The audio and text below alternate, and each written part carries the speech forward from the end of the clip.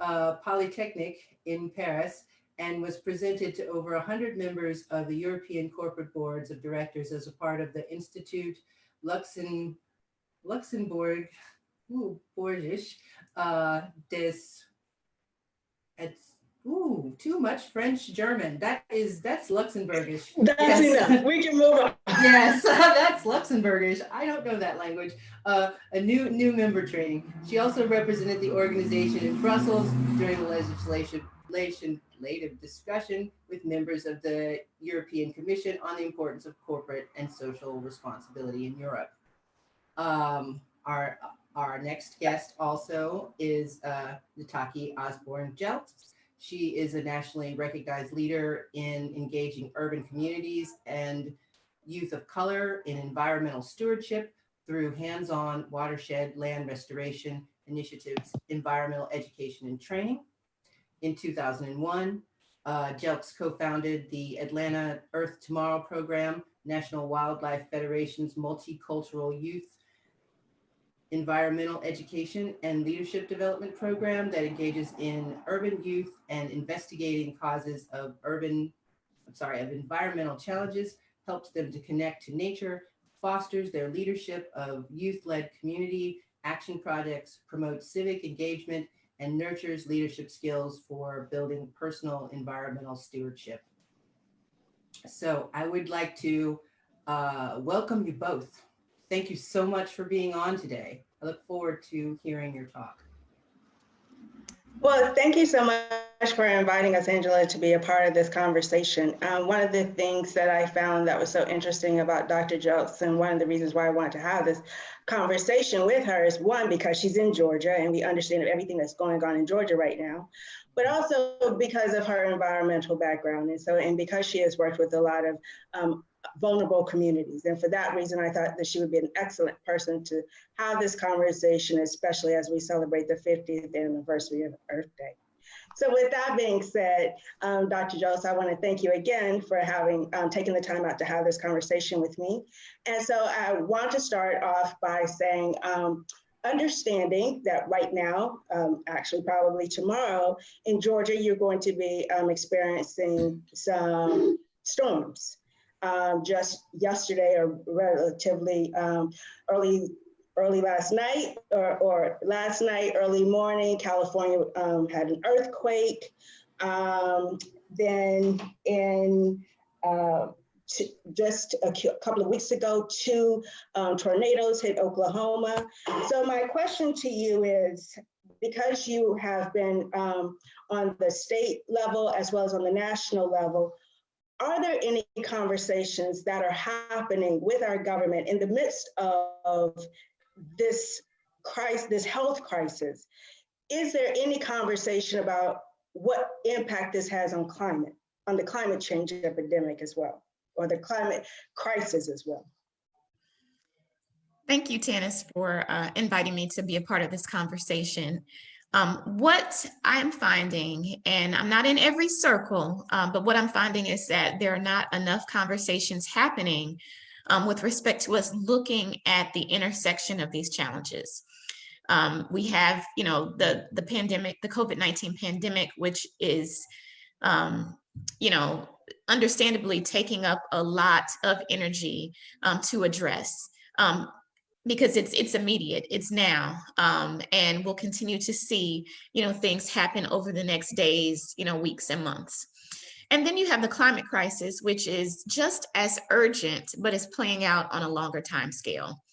And so what I find is that there are not enough conversations that are looking at the intersection of these two challenges, as well as the challenge of things like racism and economic inequality in this country, and how they really all work together and are impacting vulnerable populations.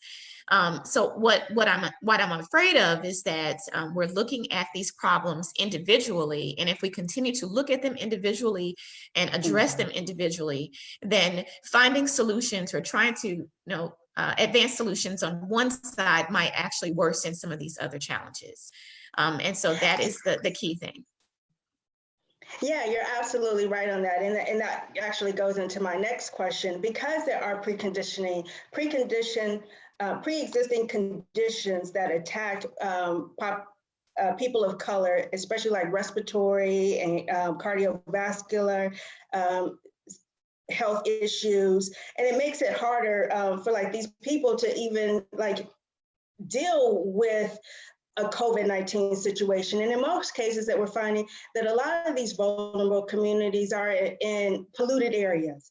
And so how do we address that? Not necessarily going, we understand the problem, but what is the solution? What are some of the not the step-by-step solutions that maybe we can start addressing now as we're all kind of sitting at home and having these types of conversations? Well, definitely advocacy is a huge part of the solution when we look at what's happening. So we can, look at what has happened in China, what's also happening in the United States. Although you hear people talking about the fact that because of the widespread across many states, the shelter-in-place orders have decreased, vehicle traffic. So people are not commuting back and forth to work as they normally would, or the masses of people aren't. We know that kind of people in essential roles and our frontline workers are definitely, out and about, and they're traveling back and forth, but others are have really lessened, what they're doing. And so we've heard a lot about, will air pollution, sort of decrease because we don't have as many cars and vehicles on the road. But at the same time, in many places like the United States, environmental regulations have been relaxed. So the EPA has come out with some guidance that they are not going to be heavily enforcing, policies and laws that are already on the books in terms of those industries which would normally be regulated. So, and the focus is, or what the EPA is saying is that because of, the focus on COVID-19, we don't want to stress these companies, but by not enforcing the law as they should, that could mean that these communities that are already overburdened by things like air pollution might continue to be overburdened, but maybe even be impacted by greater levels of pollution because of the lack of regulation. And so I think that one of the things that we've got to do is we've got to be aware of these issues. We've got to continue to advocate with respect to, our members of Congress, and also look at things at the local level to make sure that things are not being done that would put communities that are already vulnerable further at risk. How much engagement, because I'm sure you're familiar with the Paris Climate Agreement, the 17 sustainability goals. Here in Europe, the 17 sustainability goals are very important, and not just from a governmental perspective, but also from a business perspective and also from an academia perspective. So this is kind of like a two-part question. One is, what are the conversations that are happening in our communities regarding the 17 sustainability goals, not necessarily as like a fad, but more so as a framework to start implementing some sustainability policies in both business, government, and academia? So one good local example that I would point to is that there is a United Nations Regional Center of Expertise, what we call RCE Greater Atlanta, which is a collaboration of lots of individuals and organizations from local academic institutions, local community activists, local leaders of nonprofit organizations.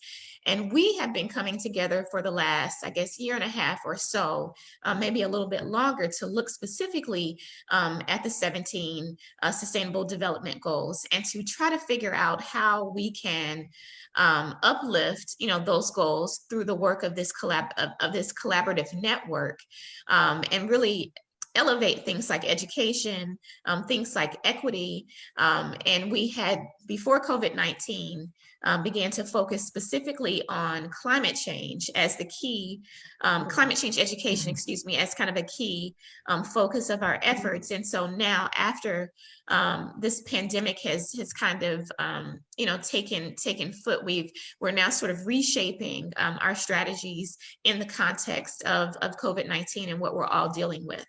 So I think there are conversations being had by groups like RCE Greater Atlanta. And I think there are also these conversations that are happening within local communities. They may not always be couched in the context of the Sustainable Development Goals, but they're looking at key issues, like climate action, to combat climate change, like reducing, inequalities. Those things are happening, along a wide scale of, there are a lot of efforts happening, along those fronts, but they may not, always be directly couched, under that framework, but they definitely reflect those sustainable development goals. That's really good to know, because that's one of the things that I was interested in because again, here in Luxembourg, it was a big deal, really a big deal there, and then even here in the Netherlands is a really big deal. One of the universities that I used to work with, Erasmus University, their business school literally changed their whole curriculum around the 17 sustainability goals. So whether or not you were an econ major or whether you were a marketing major, some part of your curriculum engaged the 17 sustainability goals. And so I was just wondering, like, what is it like, especially being that you work at a college at Spelman, what is it, how are these goals being talked about at Spelman? Because actually I know that you guys have a great initiative that's going on. Is it Green Spelman or? It's called Sustainable Spelman, Sustainable Spelman, which was started several years ago. And Spelman has been a leader, definitely in terms of historically Black colleges and universities. We have students years ago actually advocated for the development of a green fee. So in terms of the fees that students pay, there is some money that's dedicated to greening initiatives on the campus. Through Sustainable Spelman, we have student interns that are working on a wide variety of issues. They're working on, things like decreasing, our waste stream, and changing. They're trying to bring about some institutional change in terms of some of the vendors that Spelman uses to supply some of the things for our campus that we think could be done in a more sustainable way. We have a Spelman College Environmental Task Force in which students are very engaged in a lot of education initiatives on campus, as well as connecting with the surrounding community and lifting up local sustainability initiatives. And we have, some key leaders, on both the faculty and the staff level who are really pushing these sustainability initiatives forward, as well as the support of our president. Our previous president, the immediate past president, really started a lot of our sustainability initiatives, and our current president, Dr. Mary Schmidt Campbell, has really pledged her full support and is helping to advance Sustainable Spelman and many of the initiatives that were started prior to her administration. How can HBCUs, historically Black colleges, come together to have these conversations? Because each one of them, because I'm an alum of an HBCU, Clark Atlanta University, and so how can each one of them actually kind of has a specialty, more or less.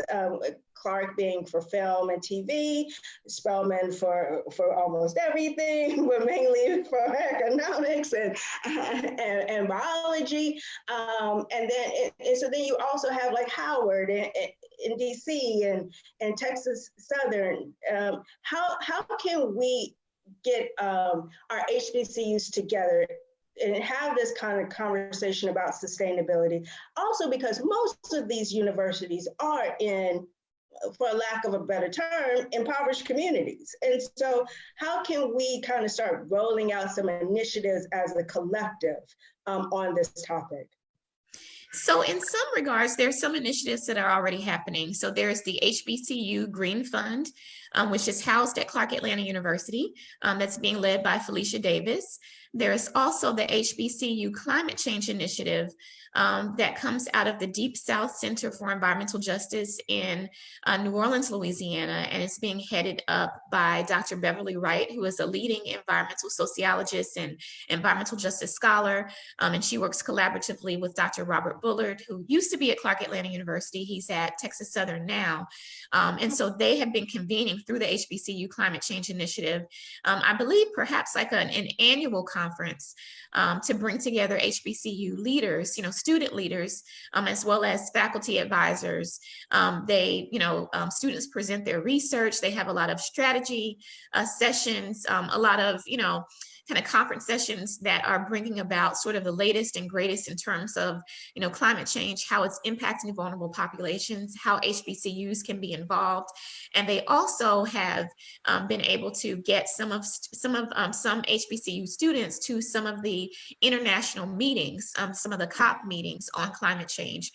So they have been doing this work for an extremely long period of time. It needs more support. It needs more funding. And I think we could be having these broader conversations with our HBCUs if there were more resources to really support the efforts that are already happening. And where would we go to have these conversations with people who can have the resources? Would you suggest, is it a business thing, or could it be the pyramid, business, government, and in academic institutions? I think there is room for these conversations in each of those sectors. Also, the philanthropy sector, as well, needs to be very engaged, I think, in these conversations, because in many regards, they have the resources to really seed these efforts and to support a lot of these longstanding efforts that have been moving and advancing without a lot of support.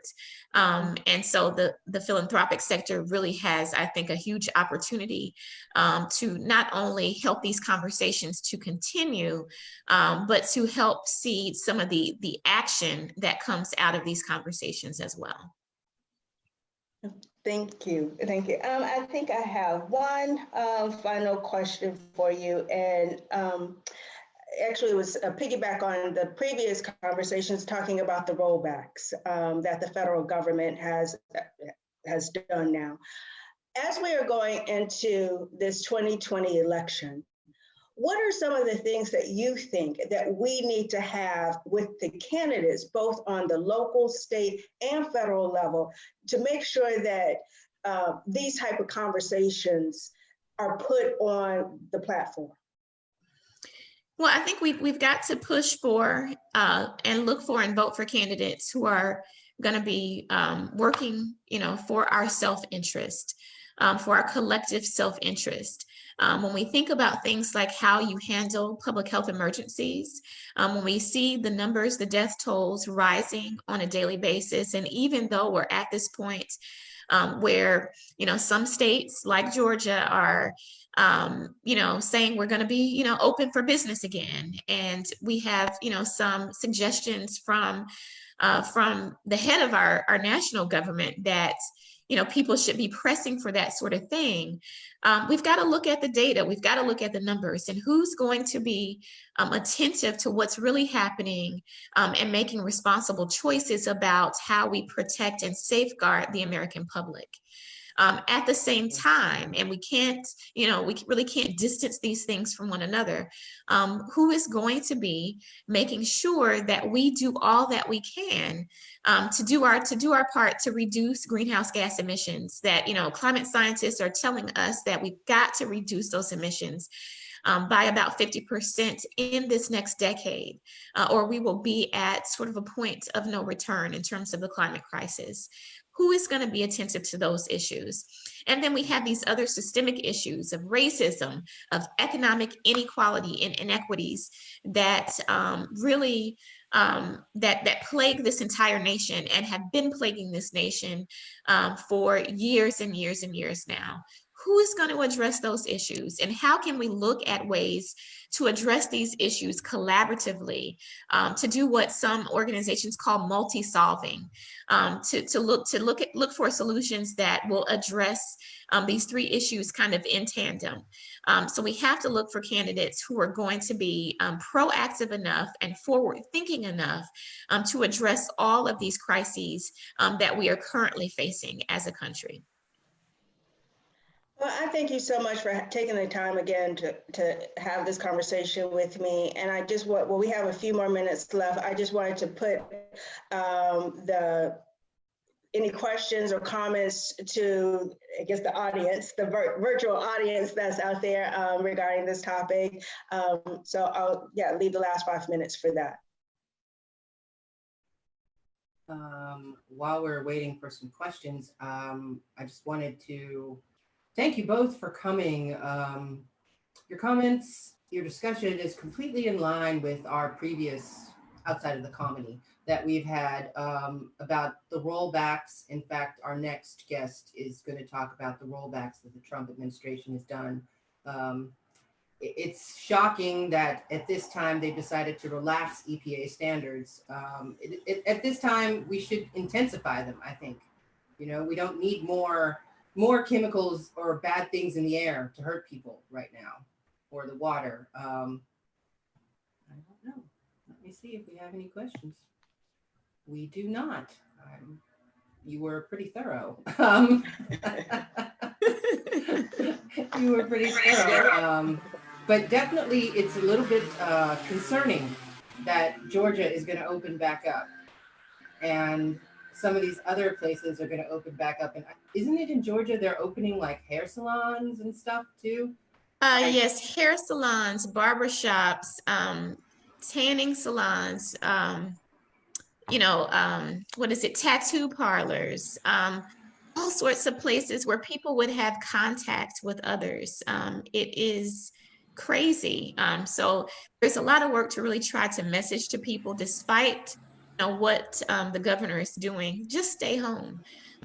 Just stay home. We don't even know enough about who's already infected to really open things up. So we are just messaging to people, be cautious, continue to be cautious, and be very conservative about, the time that you spend, outside of your house. Really limit it to those essential functions that you need to carry out. Okay, there is a question. And the question is from Cynthia Carlisi, and she is in Germany. Do you know of Bertrand Piccard's work on solar powered flight and Future is Clean? Like, is that? I do not know of that work, and would love to learn about it. So I'm gonna go to the chat and copy that information down, because I'm not familiar with it, that work. All right.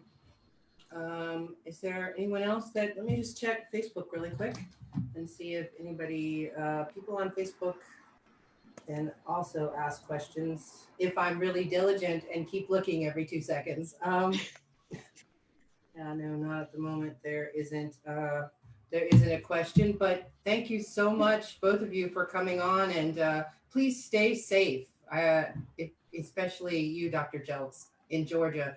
I can't even imagine when people talk about opening things back up. I think, there's lots of things that I used to like to do, like go to a movie, or I always take the train everywhere, but I'm not so, the idea of going to see a movie, sitting in a room, a closed, hot room with a bunch of people that I have no idea what they've been doing or where they've been, is completely repulsive to me at this point. Absolutely. Or a bowling alley. The bowling alleys will be open as well.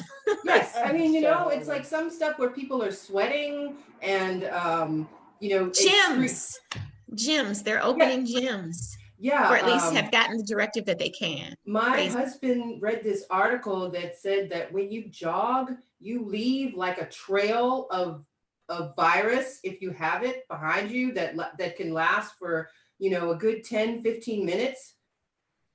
So No, thank you. No, thank you, Jim. No, thank you. All these things where you don't know we're sharing a space with people you don't know, and they're doing activities where they're secreting bodily fluids of some sort. So no. Do But you think this is the last question because you brought this up, Angela? This is the one. Do you think, Dr. Jelks, that people are going to actually go? Go to the salon and go, because where else are they going after that since they can't go to work? yeah. Yeah, that's a good question. Our hope is that people won't go, that they will just stay. But you know, there are folks who are itching to get out. You know, there's a lot of cabin fever all around. But you know, the hope is that the messaging, you know, is getting across. The governor has said we can open these things back up. Mayors and a lot of city leaders who are still, although they can't, you know, defy what the governor is allowing, you know, in terms of, you know, mandating that these businesses stay closed, but they are trying to message to the public that this is not the time. So hopefully folks will listen to a lot of their local leaders and just stay home. Yeah, I hope so too. Thank you again. And thank you again for this invitation, Angela. This was a great opportunity. Thank you. Thank you both. You've enhanced the event. Thanks for coming. I learned so much. Thank you so much. Okay. Thank you. We seem to have acquired some new people, so I want to welcome everyone. I'm Angela Fobbs, the chair of the Global Black Caucus. And I'm Ann Hesse, and I chair the Global Women's Caucus. And we're working through our second half of the day now on really, really interesting conversations about climate. I've learned so much today. It's been so very, very interesting. And Kendra made me laugh. She tells me that calories don't count in quarantine. Is that true? I hope so. Yeah, So well, I can say that that's not true. That's a lie. If I look at, I've probably gained like 5 pounds since I've been in the house. We've been going back and forth between very serious and very helpful and interesting and social responsibility and personal responsibility, but it's really been quite nice. And what do we have next, Angela? The next thing that we have is the film Rollbacks. And the two producers are here with us, John Anclia, and I'm probably saying that wrong, and Anne Maxsoud from Old Dog Documentaries. They've teamed up almost 35 years ago and shared their interest in films that inspire both dialogue and action. Based in New York City and Vermont, they've done 22 major projects on social, economic, and environmental justice. Their films have been aired regularly on PBS.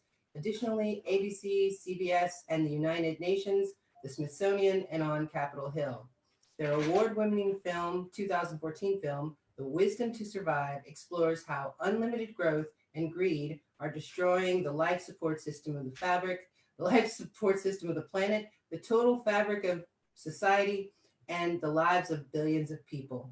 Their most recent film, Rollbacks, an assault against life on Earth, is being offered free of charge at olddogdocumentaries.org to better reach their intended audience of students, parents, academics, nonprofits, faith leaders, and climate activists, but also non-activists, anyone who wants a clear, concise view of the Trump administration's effort to destroy and the environment and its protections. So welcome, John and Anne. Thanks for joining. Welcome. We're going to start off with the film first. So the film is about 30 minutes, and it's a really important film. Yeah, because what Dr. Jelks mentioned, the rollbacks and the increasing rollbacks. Another speaker we had mentioned the rollbacks. So this film is right on time to get us informed about, fully informed, because the rollbacks keep coming, and pretty soon people will just be able to throw chemicals, it'll be like in the old days where they could just throw like their waste materials out the window, while people walk by. Trump is a disaster.